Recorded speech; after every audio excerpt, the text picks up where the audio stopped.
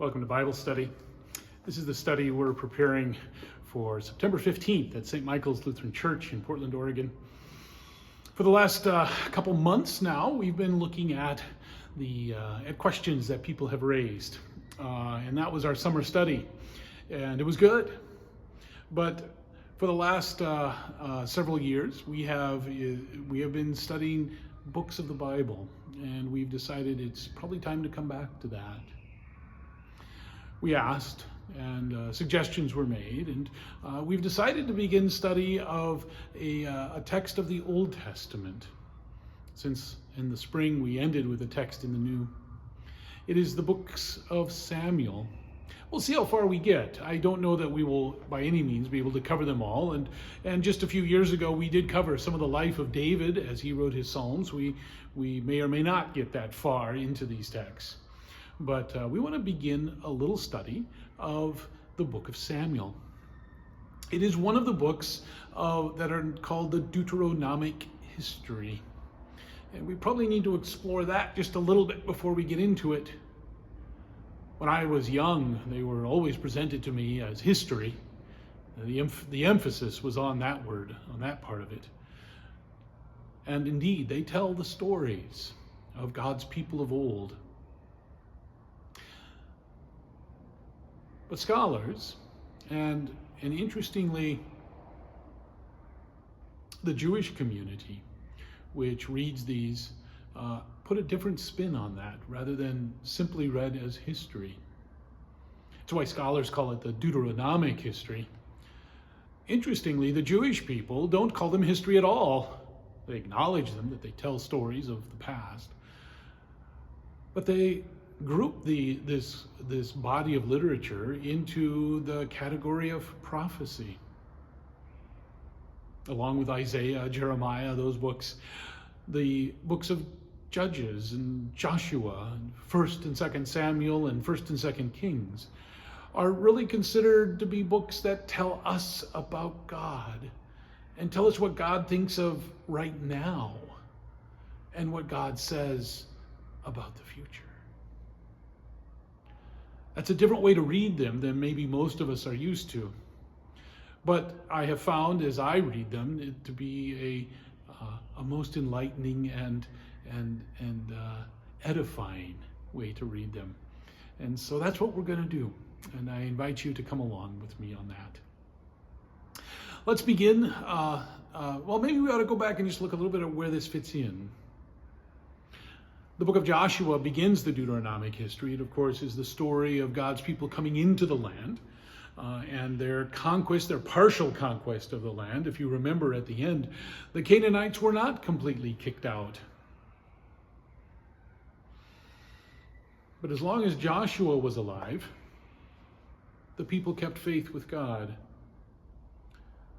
But shortly thereafter, the people fell away, and everyone started to do as each man saw fit, is what the book of Judges says. This is where that reading of this history starts to take on a very Deuteronomic cast. That's why these books get that name attached to them, that adjective attached to them.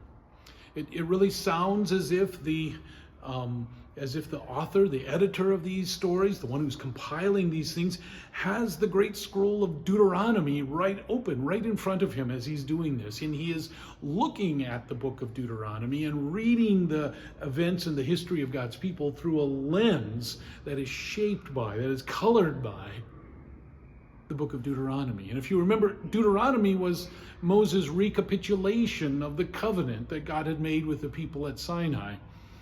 These were his final sermons spoken on the plains of Moab shortly before he died.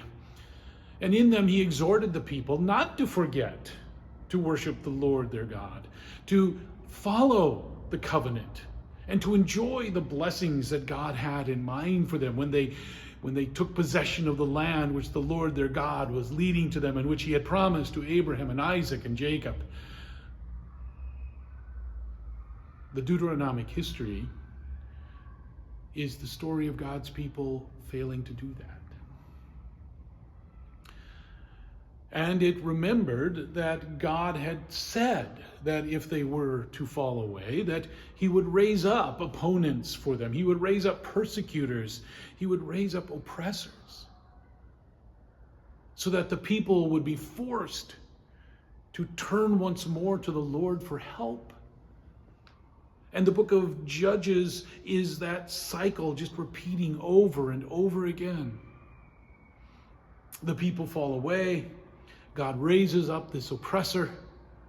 The people in their oppression call out for help from the Lord. And he raises up a judge, a hero, a military leader, really, most of the time, who drives out the oppressor. And as long as that judge lives, the people are faithful. But when the judge dies, the cycle begins anew.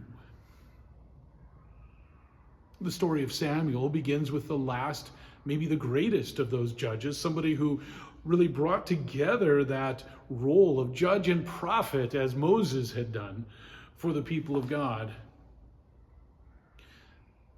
After this, it continues in the books of Kings, and it finally ends at the fall of Jerusalem and the day when the Babylonians brought the people of Judah into their brutal exile in Babylon. And here's where I think that the Jewish people make a good call on this, because it is, in fact, now a prophetic book, because it was, I believe, collected and really put into its final form here for the benefit of those exiled people. Because what it was going to do was explain for them the reality in which they were living. That we have forgotten the covenant that God made with us at Sinai. God has been warning us and calling us, and he is very patient. But finally, our sins grew so great and our rebellion was so entrenched that God had to raise up sort of the ultimate oppressor. And he had to take us from the land that he had promised to Abraham. And so many of the children that he had promised to Abraham died in that brutal exile. And the people were beginning to wonder, are we the cursed of God instead of the blessed of God? If you remember, that was the promise God had made to Abraham. You will have many children, you will have this land, and you will be a blessing and you will be blessed.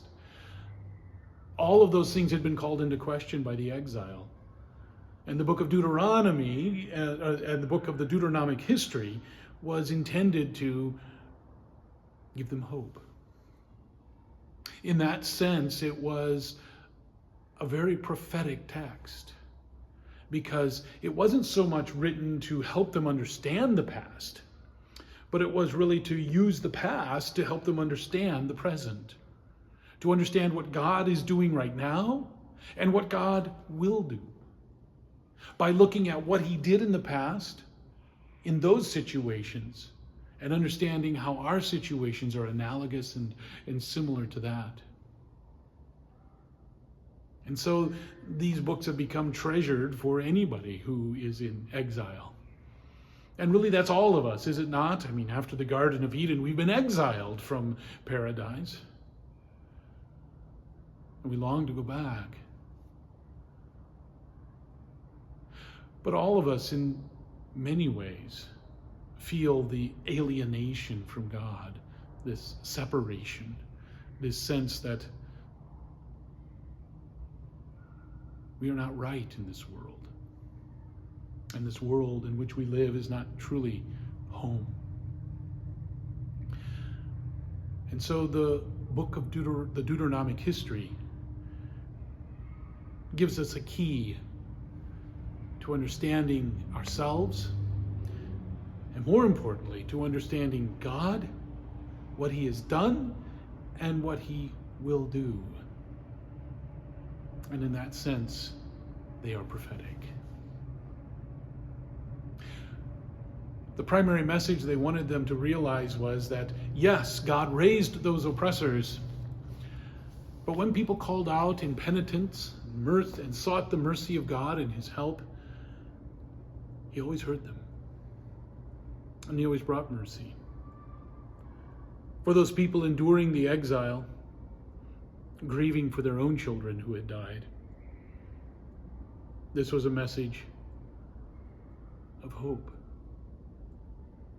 Our God has not forgotten us. This is not God turning his back on us. Indeed, when God raised up those oppressors, it was not to be rid of his people, but it was because he was desperate to have them back. Come with me to the first book of Samuel, its first chapter, where we are introduced to its first prophet, to its first character, really, and that is the man after whom these books are named, the prophet, the judge, Samuel. There was a certain man of Ramathaim, Zophim, in the hill country of Ephraim. His name was Elkanah, the son of Joram, the son of Elihu, the son of Tohu, the son of Zuph, an Ephrathite. He had 2 wives. The name of one was Hannah, and the other Peninnah. Peninnah had children, but Hannah had no children. That was a great curse in the ancient world. Today it's considered a choice to have children or not. In the ancient world, not having children was considered a curse. They were, yes, your social security system. They were the ones who took care of you. There was no government program to that end. But they were always considered a blessing from God. They connected you to the promise that God had made to Adam and Eve, that one of your descendants, maybe it'll be mine, will save this world from its sin. Not to have children then was to be disconnected, to suffer an alienation from that promise of God. This man used to go up year by year from his city to worship and to sacrifice to the Lord of hosts at Shiloh. Shiloh is where the tabernacle of the Lord ended up. He's a pious man. He's doing what he's supposed to do. This is what the Torah tells him to do. There, the 2 sons of Eli, Hophni and Phinehas, we're going to run into them in a little bit, were priests of the Lord. On the day when Elkanah sacrificed, he would give portions to Peninnah, his wife, and all her sons and daughters. But to Hannah, he gave a double portion because he loved her, though the Lord had closed her womb. You know, oftentimes we think that a sacrifice is this sort of giving up of something, but in fact, a sacrifice was what you did when you butchered an animal and you ate it. It was not the whole animal which was burned. It was oftentimes simply parts of it, and usually the inedible parts that were burned. A portion was given to the priest, but then you feasted. For many of these people, this would be one of the few times of the year when they would have animal protein in their diet. It was important. But so to Hannah he gives a double portion because, well, she has no children and he loves her. Her rival, we're assuming that's Elkanah's other wife, used to provoke her grievously to irritate her because the Lord had closed her womb. So it went on year by year. As often as she went up to the house of the Lord, she used to provoke her. And therefore Hannah wept and would not eat. And Elkanah, her husband, said to her, Hannah, why do you weep? And why do you not eat? Why is your heart sad? Well, Elkanah, come on. Am I not more to you than 10 sons? Think about those people in exile reading that. We know that the Babylonians only took the strong when they took them away in exile. They simply killed the children. They weren't going to make it anyway. They just spared them, I guess, the misery of it. But surely the hearts of so many of those people were absolutely broken because their children were gone. And they hear these words of Elkanah and hear how hollow they sound as somebody whose child has been killed, or in Hannah's position, has no children. After they had eaten and drunk in Shiloh, Hannah rose. Now Eli the priest was sitting on the seat beside the doorpost of the temple of the Lord. She was deeply distressed and prayed to the Lord and wept bitterly. And she vowed a vow and said, O Lord of hosts, if you will indeed look on the affliction of your servant and remember me and not forget your servant, but will give your servant a son, then I will give him to the Lord all the days of his life, and no razor shall touch his head. Essentially a Nazirite vow. As she continued praying before the Lord, Eli observed her mouth. Hannah was speaking in her heart, only her lips were moving, and her voice was not heard. Therefore, Eli took her to be a drunken woman. Eli completely misreads this, and that is going to be a consistent thing with Eli. Watch for it as it comes up. Eli gets it wrong all the time. Eli said to her, How long will you go on being drunk? Put your wine away from you. But Hannah answered, No, my Lord, I am a woman troubled in spirit. I have drunk neither wine nor strong drink, but I have been pouring out my soul before the Lord. Do not regard your servant as a worthless woman, for all along I have been speaking out of my great anxiety and vexation. And then Eli answered, Go in peace, and the God of Israel grant your petition that you have made to him. And she said, Let your servant find favor in your eyes. And then the woman went her way and ate, and her face was no longer sad. She goes to this shrine at Shiloh, and the priest completely blows it. But when she explains, he has a word of blessing for her.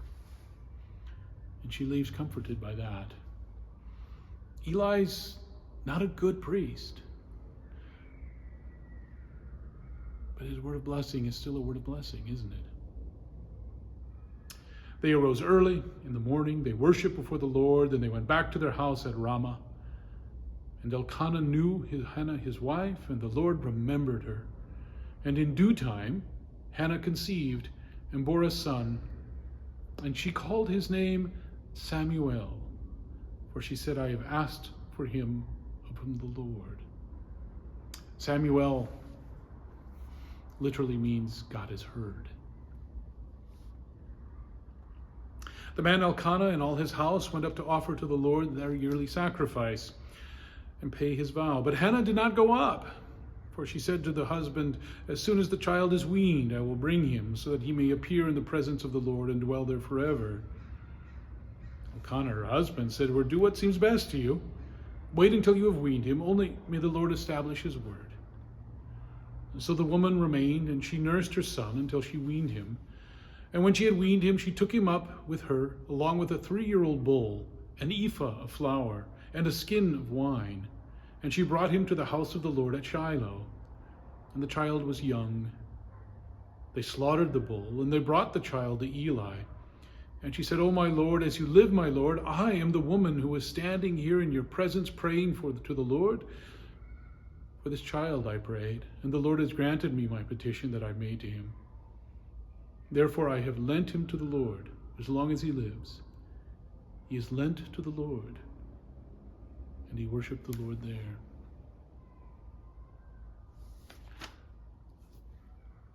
A miracle birth.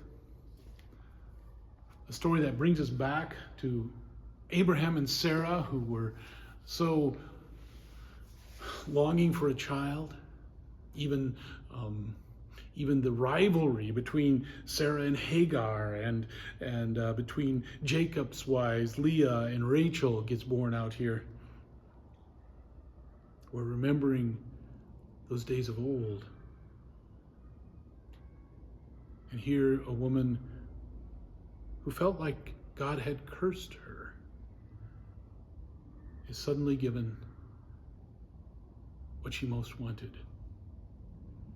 For those people in exile who had lost all, it was a message of hope, as it is for us. Let's speak about this on Sunday. Look forward to seeing you then. God be with you.